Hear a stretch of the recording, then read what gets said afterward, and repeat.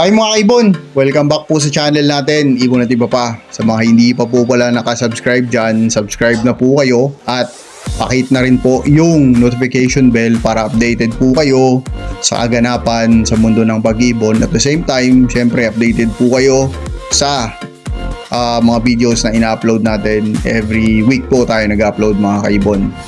At pakifollow na rin po yung page natin, yung FB page natin na Ibon at Iba Pa. Kasi from time to time po, dun po tayo namimigay ng ibon at may nakalaang ibon dun eh. Hindi ko alam pa mga kaibon ngayon kung kailan natin pamimigay yun, pero may isa na dun nasa nursery cage na at waiting na lang na ipamigay para sa inyo mga kaibon. Okay? Ngayong week na to mga kaibon, napakaganda ng topic na to mga kaibon kasi ito po yung topic natin. Ang pamagat po ng topic natin is tanong ni newbie. Actually, hindi lang po tanong to para sa newbie, pwede din po to sa mga medyo nag-aalangan na mag-ibon. Ito po yung magandang mga katanungan at bibigyan natin ng linaw ang mga katanungan to mga kaibon. Okay? Pero syempre, bago tayo mag-umpisa sa topic natin na napakaganda, mag-shoutout muna tayo sa mga kaibon nating walang sawang sumusuporta sa channel natin. Maraming salamat po mga kaibon. Okay mga kaibon, ngayon syempre mag-shoutout tayo sa mga kaibon nating walang sawang sumusuporta sa channel natin kasi dahil po sa inyo nagpapatuloy po tayo, kaya maraming salamat po sa inyo. Shoutout po unang-una sa korporasyon natin mga kaibon, PPSM Birds Incorporated. Abang-abang ang magandang korporasyon na to mga kaibon. Angelo Villena ng Cabanatuan, Tess Mini Avery, Albert Guzon, Dennis Hirongko ng Pandibulacan, ENC Mini Avery ng Gapan, Clark Elizondo, Patax Mini Avery ng Bonilupa, John Kenneth Babiano, KJ Mini Avery ng Samar, kay Kaibon si Caparoso, Wonder Domes, Jairil Avery ng Valenzuela, Frank Aguilar ng Binawan Rizal, Randy Mandras, Dian Wilson Sinosin ng Ibunan ng Muntinlupa, Anthony Minor ng QC, Latgardo Matic, mga mag-ibon ng Santa Lucia, Novaliches, AJT Bird TV, pasuporta din, SLH Avery ng Taguig, Noli Bautista, J-Death Ibunan ng Taguig, Olager Family ng Albay Bicol, DAS or Das Avery ng Zambales, Dels TV, JTP Avery ng Nueva Ecija, JF Avery, Jomel Nolasco ng Gubat Sursugon, Eli Sarmiento ng Pampanga, at kay Kaibon Raymond Sagad ng Pampanga. Maraming salamat po sa suporta nyo mga kaibon. Okay mga kaibon, ngayon syempre buusapan na natin yung napagandang topic natin. Ang pamagat na topic natin is tanong ni newbie. Pero bago natin pag-usapan yung napakagandang topic natin mga kaibon, mililinawin lang tayo tungkol sa previous video natin na in-upload last Thursday. Kasi may mga binabato sila na one-sided daw tayo doon, may pinapanigan daw tayo doon, at kung bumili daw sila sa atin ng dan na hen o padan na hen, magiging thank you na lang daw yung pera nila. Yung mga ganong binabato, lininawin lang natin mga kaibon bago natin pag-usapan yung topic natin. Okay? Hindi po tayo one-sided doon mga kaibon. Unang-una po sa lahat, ang pinapaliwanag lang po natin doon mga kaibon, in general po yun mga kaibon. Ibig sabihin, pangkalahatan po sa buong breeder po yun. Na pinapaliwanag natin doon na hindi lang po parate kasalanan ng seller. Diba na pag nakuha mo ng ibon sa seller, ang bumili, may responsibilidad din po siya. Okay, may responsibilidad din po siya, hindi lang po lahat kay seller. Pangkalahatan po yun mga kaibon. At the same time, hindi rin tayo one-sided doon mga kaibon o pumapanig sa kabila o sa kaliwa o sa kanan, kasi sinabi lang natin naman doon na mahirap naman talaga i-breed yung ibon na yun, yung danahin. Pero hindi imposible.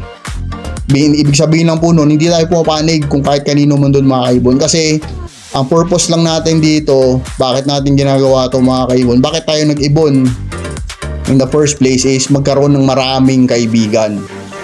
Hindi po kaaway. Kasi kung gusto nyo po ng kaaway, diskarte nyo po yan. Pero tayo po, kaibigan po hinahanap natin. Nirespeto natin lahat ng opinion nyo. Kung gusto nyong ganun talaga kayong mag-comment o medyo bastos talaga yung mga comment nyo, diskarte nyo po yan mga kaibon. Basta tayo, hindi po natin papatulan yan kasi kaibigan po hanap natin mga kaibon, hindi po kaaway. Okay? At yung sinasabi na magiging thank you lang yung pera nila pag bumili sila sa atin ng danahin. In the first place mga kaibon, never po tayo nagbenta ng danahin mga kaibon o padanahin. In the first place, wala po tayong binibentang ganun kasi alam po natin na mahirap talaga i-breed ng ibon na yun. Hindi po natin gagawin sa inyo yun mga kaibon.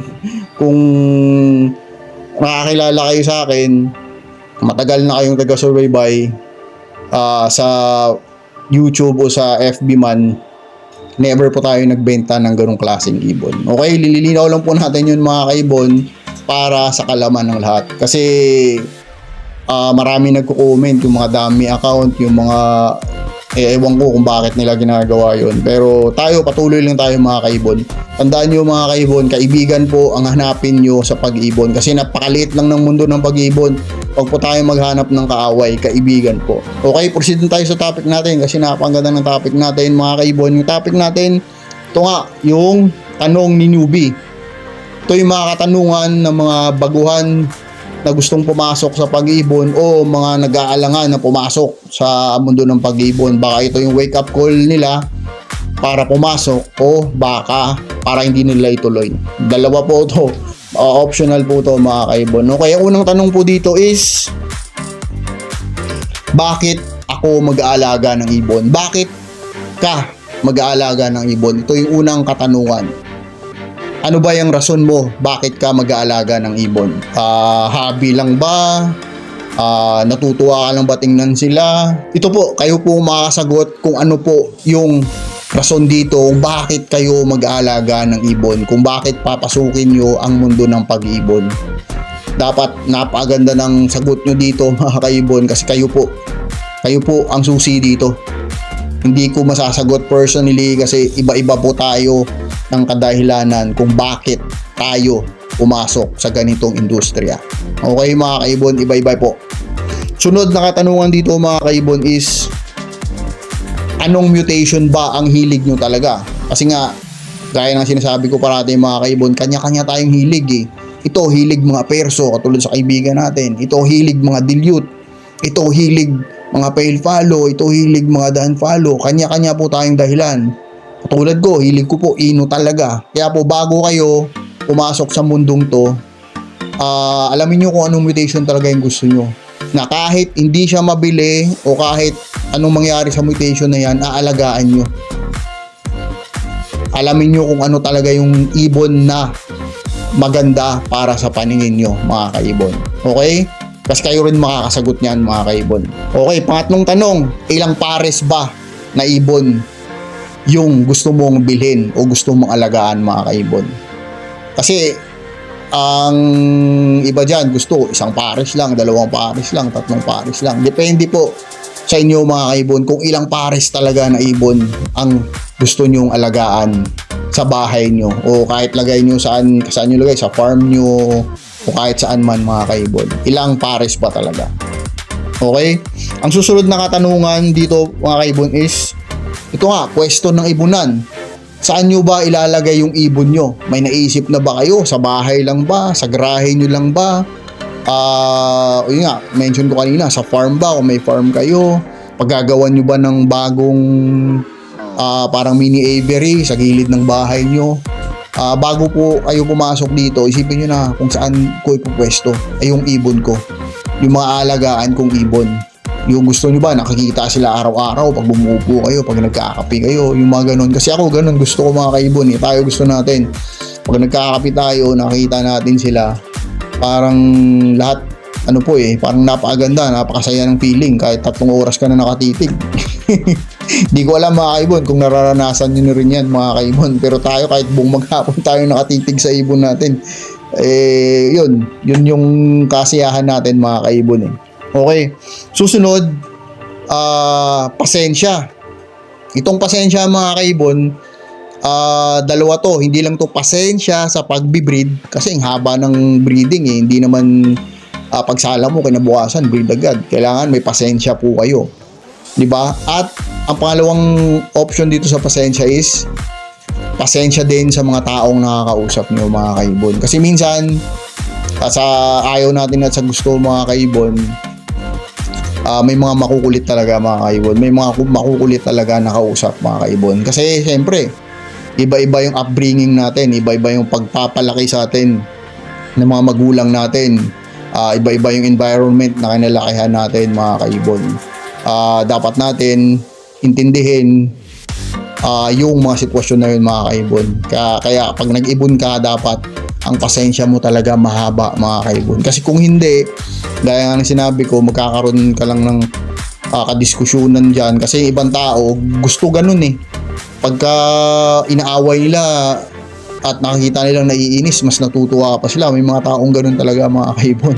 Hindi ko alam kung anong trip nila sa buhay, pero may mga ganung tao. Kaya sa pag-iibon, dapat hayaan o habaan nyo talaga yung pasensya nyo mga kaibon. Kailangan mahaba talaga yung PC nyo dito.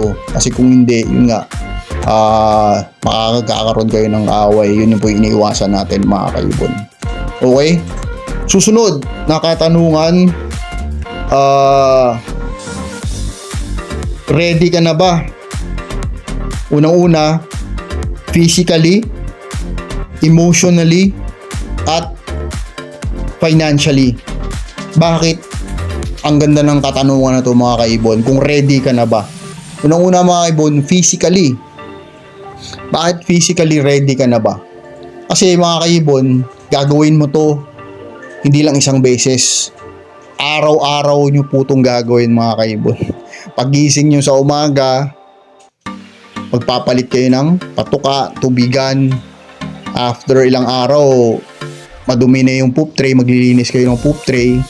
Minsan, pagka nahaluan ng tubig yan, mabaho yung poop tray. Di ba mga kaibon, yun po yung iniiwasan natin eh. Kaya nililinisan natin yung ibonan natin o yung poop tray ng ibon. Kaya ready ka na ba physically? Gawin to araw-araw sa loob ng ilang taon. Hindi lang to kasi gagawin mo isang linggo, isang buwan, isang taon. Kung gusto mo talaga ipagpatuloy itong hobby na to o ano man yung purpose mo, araw-araw mo itong gagawin mga kaibon. Ready ka na ba gumising alas 7 o alas 8 every day? Di ba? Ready na ba physically? Ikaw na mag-alaga ng ibon o gusto mo pasukin yung mundong to? Okay, sunod. Emotionally. Bakit emotionally? Napakagandang katanungan to, kung ready ka na ba emotionally. Okay? Emotionally kasi dahil ito ba yung nakakatanggal ng stress mo o baka ito pa yung dagdag sa stress mo? Kasi minsan sa pag-iibon mga kaibon, katulad kanina sinabi ko, nakaupo lang ako doon 3 oras, 4 na oras, tanggal ang stress ko mga kaibon. Sobrang tanggal ang stress ko.